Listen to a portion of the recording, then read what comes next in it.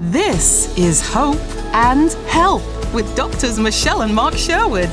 Insights and interviews with a dose of straight talk to help you enjoy optimal health in all areas of life.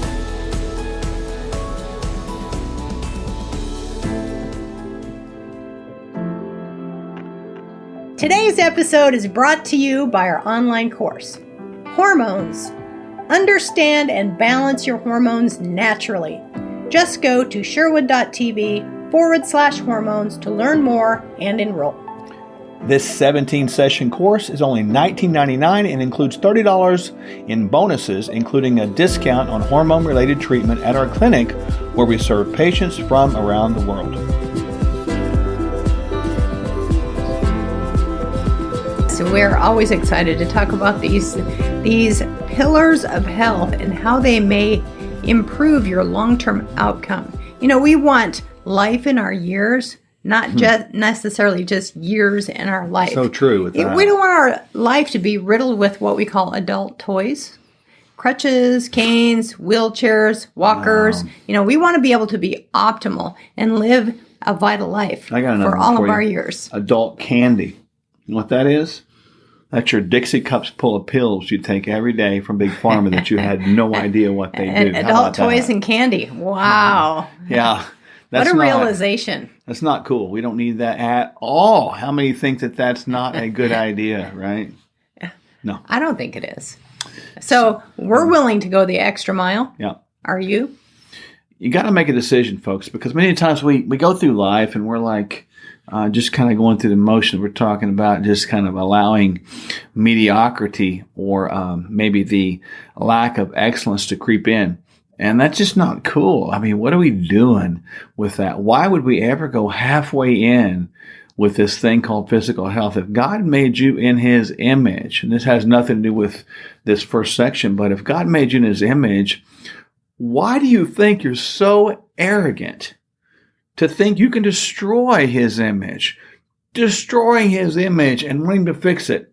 What a self-centered, egotistical, arrogant, selfish way to live. Well, and I always think about that too. You know, sometimes it's arrogance and self-centeredness, but sometimes you can't change what you don't know.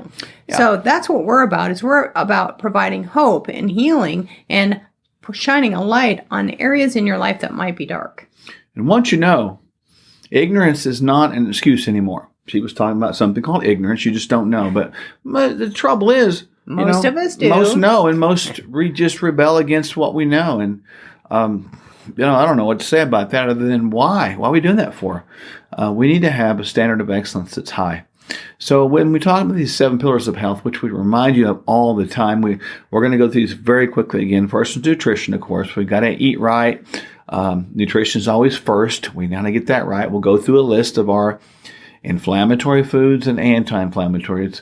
Once again, we can throw that out there in just a moment. What's next? Next is sleep. Mm-hmm. We know we have to get optimal sleep.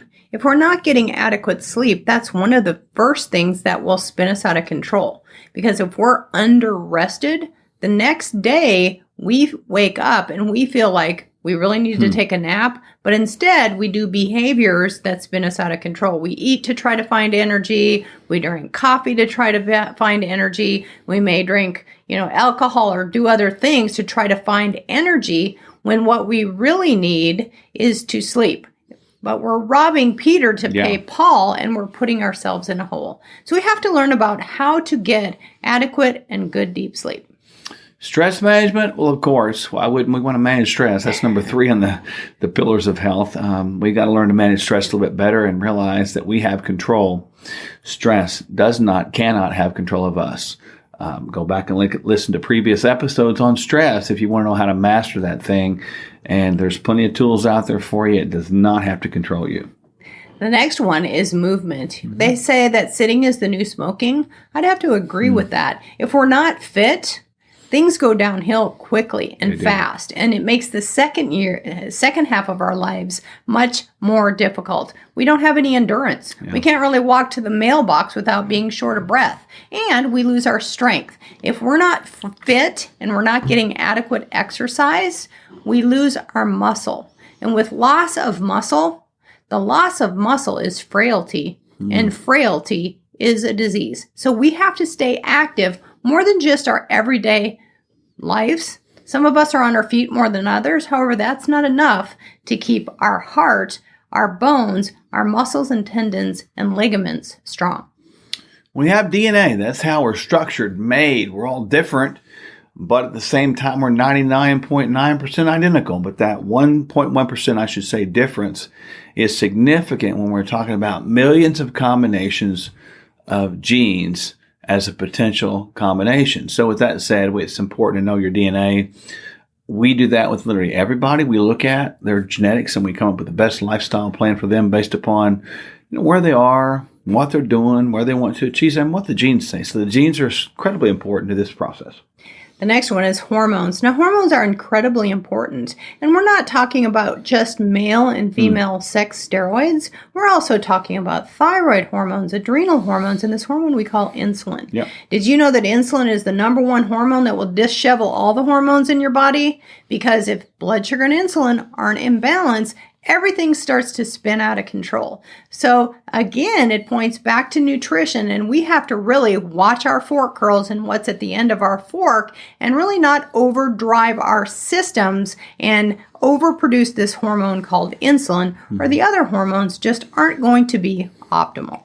And finally, we talk about these things called peptides. And tonight we'll feature a peptide for you. It's very important to understand. But as we get into those things, it's always critical to understand the overarching theme that goes across the bridge, if you will, of all those 7 pillars. And that is spiritual and emotional health. We say many times that the majority of the physical manifestation of disease are driven by spiritual and emotional brokenness. And that's a big, big deal. So really quick, as we go through the little bit of review on peptides, and we talk about a new one tonight so you'll understand it. What are peptides? Peptides are naturally occurring substances in your body. They are formed when 1 or 2 amino acids are joined together in chains, and they're joined together by something called a peptide bond that actually forms these chains. And the peptide is something that is less than 50 amino acids. Anything longer than 50 amino acids is termed a protein. Now, what are the effects of peptides? So peptides in general, they carry information, they regulate cells, and of course cell health is super important.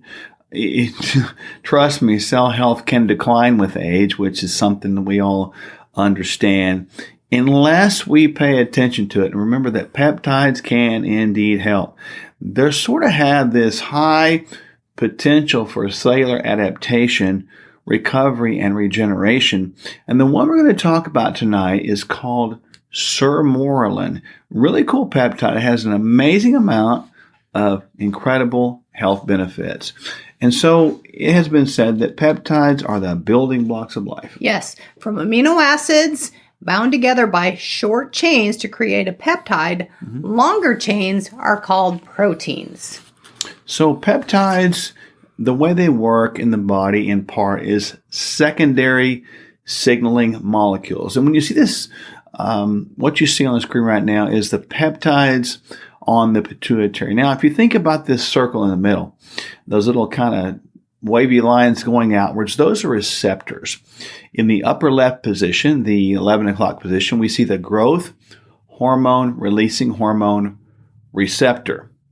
On the right, kind of in the 2 o'clock position, we see the ghrelin receptor. So both of these receptors, when they get activated, either or, they activate the pituitary, as you see coming down, to increase that thing called GH. That's called growth hormone. Now, the boxes on the left and the right in the, the far kind of 10 o'clock and then the far kind of 2 o'clock positions you see there.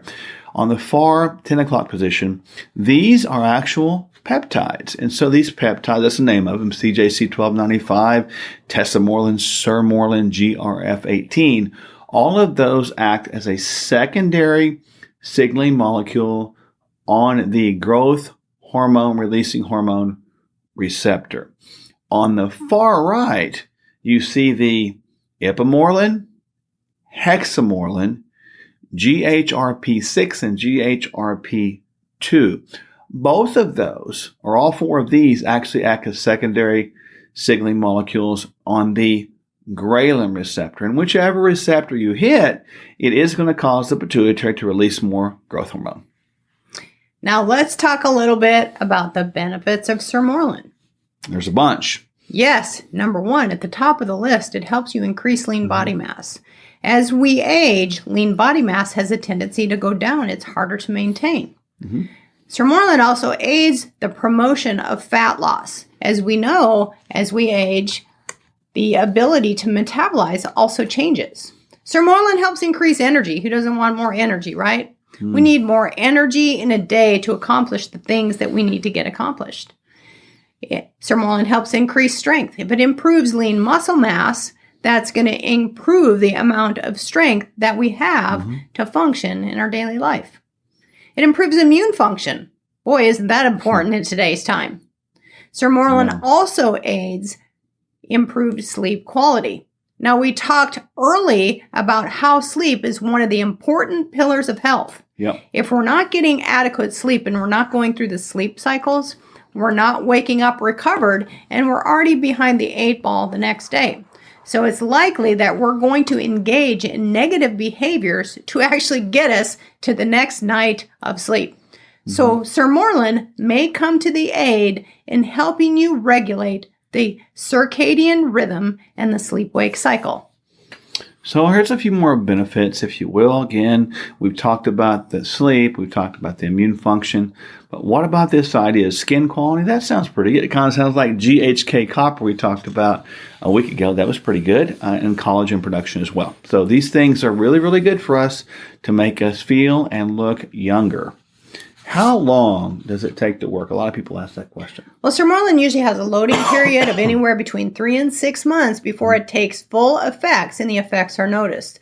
So some notice effects much sooner. Remember, everybody's genetic system is unique and very personal. Then once the body is actually loaded and you get your system out of the gutter, the frequency can often be reduced to an every other day dosing. However, Sermorelin is often prescribed for use just before bedtime because it aids in good deep sleep. Now, studies have found that by giving adults Sermorelin, it can encourage the natural improvement of this thing called growth hormone production, which in turn can improve total body composition, meaning lowering fat, improving lean muscle mass, also improving bone density and overall body composition. So the time frame, however, is unique for each individual.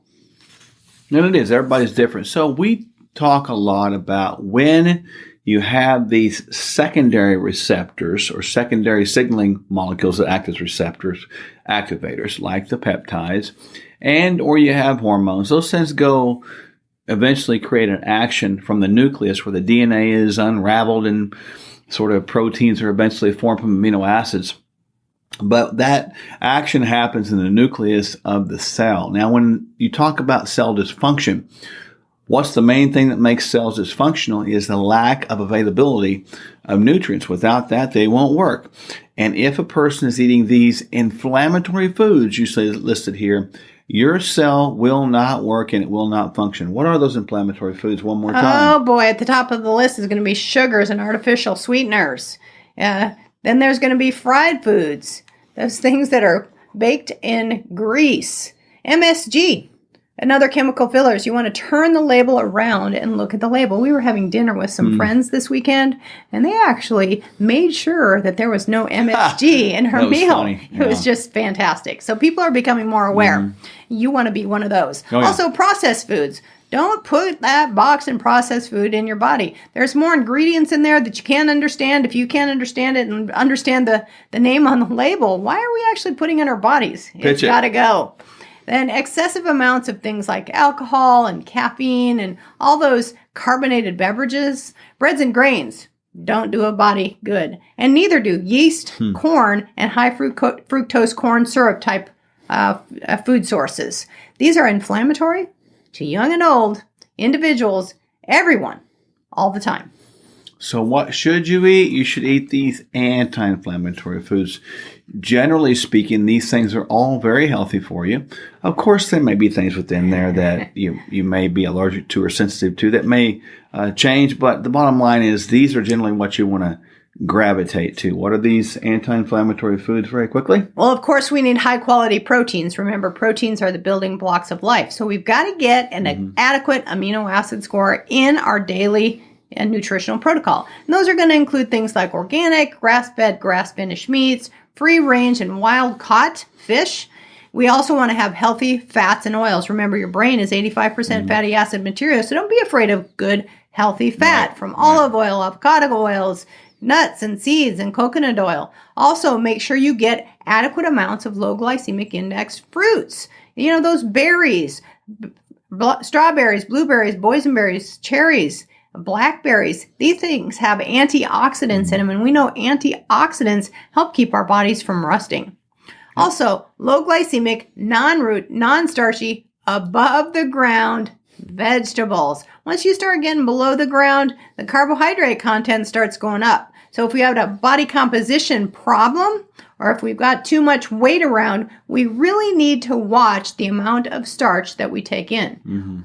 These are anti-inflammatory, non-disease causing foods to everyone, young and old, all the time. So there you go, a little bit on peptides, what to eat, what not to eat, and that's important. Many times people ask us, where do I start? Well, here's where you start. You start with our 40-day reset. The 40-day reset includes a detox kit, which contains 28 individual pre-packed meals that you can mix up and like shakes and have those a couple times a day, along with a meal guide on what to eat and snack on for those 2 weeks.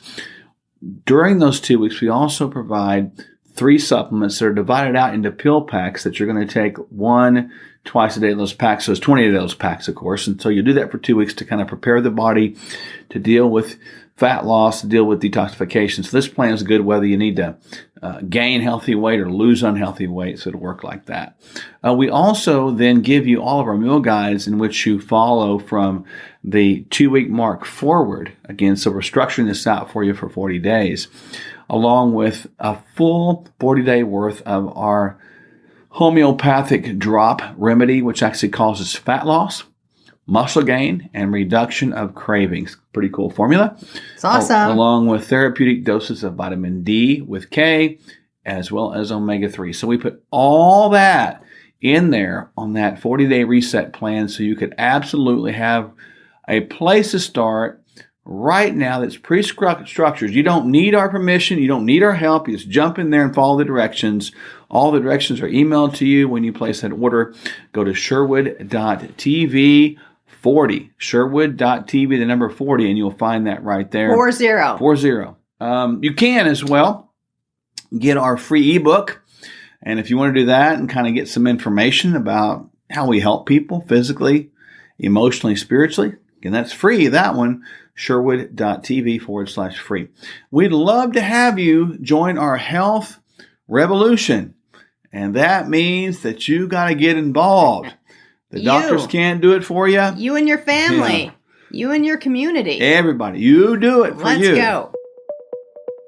Hope and Health is brought to you today by our online course, Hormones. Understand and balance your hormones naturally. Hormones get blamed for various symptoms, and they get too much credit as a fix for ailments. Just go to Sherwood.tv/hormones to learn more and enroll. Here are just a few areas we cover in 17 sessions of this comprehensive and practical course. Symptoms and causes of hormone imbalance. Cortisol, the stress management hormone. Thyroid, the metabolism hormone. DHEA, the sex hormone producer. Estrogen, the female sex hormone. Progesterone, the mother hormone. Testosterone, the male sex hormone, and restoring hormone balance. Go to Sherwood.tv/hormones to learn more and enroll.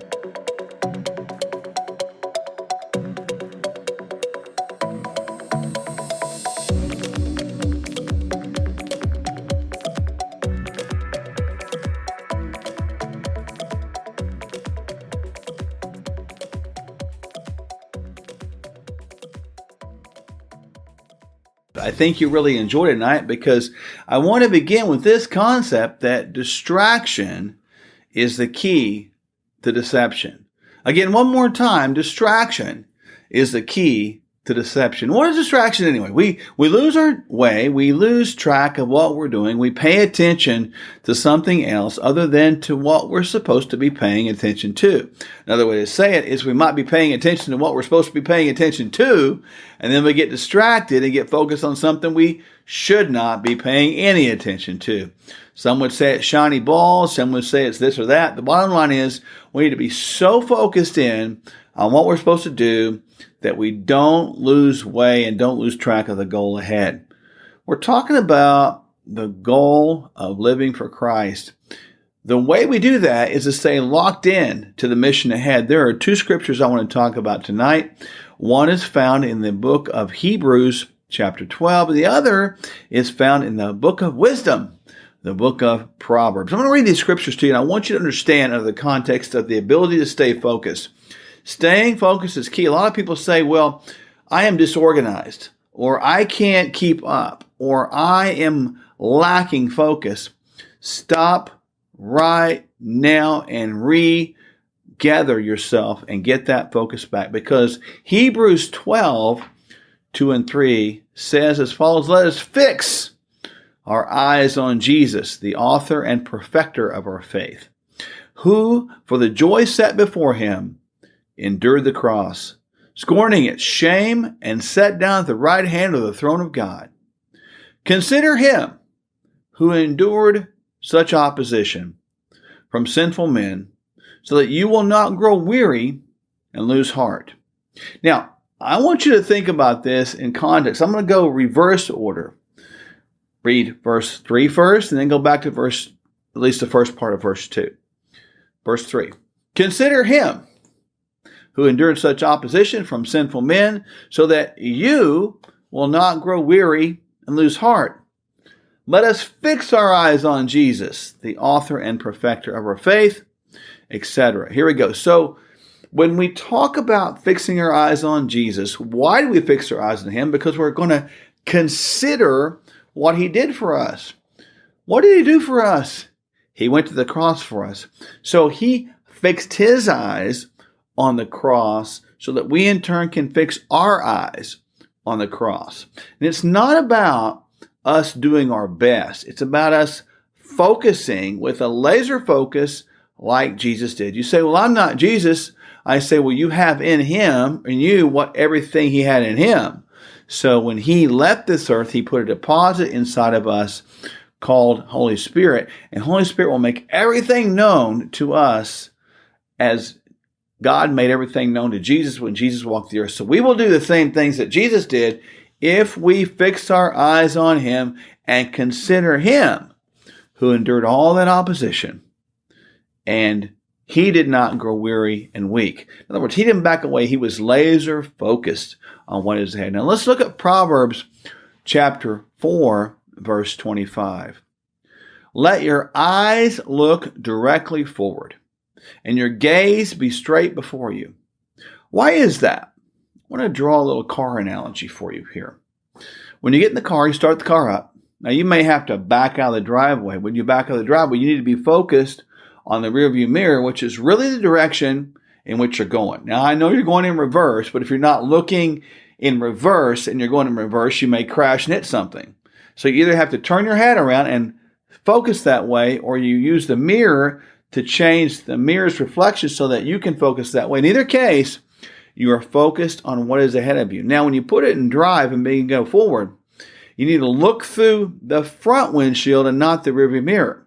Because if you look at the rearview mirror while you're going forward, you're going to crash while going forward. If you look at the windshield and don't look at the rearview mirror while you're backing up, you're going to crash while backing up. In either case, you need to be looking to where you're going. So what does that mean for all of us? If we're looking forward to where we're going, we see two actions at place. It shows us that we need to be looking forward to where we're going as God directs us while we're on the earth. But at the same time, the dual purpose is looking forward to where we're going when we leave this earth. So we see this dual focus going on, but the bottom line is we need to stay focused. We need to lock into a laser lock focus on God himself. And don't get off course. Don't lose our way. Because if we get off course, we might crash going forward or backwards. When we waver, when we waffle, when we get distracted, we get so far off course, it's like a boat drifting way off course out to the sea or out in the lake. And the farther it goes off course, the farther it is from the road it was supposed to be on, and the farther it was from the focus on where we're going. So we don't need to get sidetracked. We need to stay focused on the battle ahead. Doesn't mean once a week at church. It means every day when we're awake, 24/7, 365. When we're asleep, okay, you don't have to worry about focusing on that. You're out of it. But when you're awake, pay attention. Remember, if we don't pay attention, we're going to have a problem. What's a problem mean? We might drift off and get farther away from where we're supposed to be. So I encourage you to lock in, stay focused, avoid distractions, which are the key to deception, because deception, really get down to it, is being on the wrong road, looking at the wrong thing, and being convinced it's the right thing. How many have been there before? That's called deception. We need to focus on the destiny ahead, fix our eyes on Jesus, the author and perfecter of our faith, who endured that cross and all of its shame and scorn, and went and died for us. And we are to consider him who overcame such opposition from all these evil men, including us. We're part of that. And he did not go weary and weak, nor should we. So lock our eyes directly forward. Don't turn to the left or right unless you're making a turn that direction. But pay attention to where you're going. Let your gaze be straight ahead, as Proverbs says in chapter 4, verse 25. Lock into God. Look into his eyes. He'll take you where you need to go. Just like Peter walked on water and didn't sink, you too will walk on water, literally, if you keep your eyes on Jesus, and he'll help you out all the way. He is the focus. So don't lose that. So we're going to jump right into this idea of being scorched and torched. Scorched and torched. What does that mean? Some of you might know what it means to be in a time and place in your life where you feel like the temptation and even the world is scorching you. It's getting a little bit hot, a little bit tough, a little big challenge with the world. It can happen to us all, can't it? Yeah. I mean, have you ever felt like you've been scorched? Ever feel like you're about to drown? Like you can't keep your head above the water? Well, guess what? You are protected. In Isaiah chapter 43, verse 2, it says, "When you pass through the waters, I will be with you. And through the rivers, they will not overwhelm you. When you walk through the fire, you will not be burned or scorched, nor will the flame kindle upon you." When you think about both of these areas, being drowned or being burned, in both cases, we're talking about the concept of maybe dying.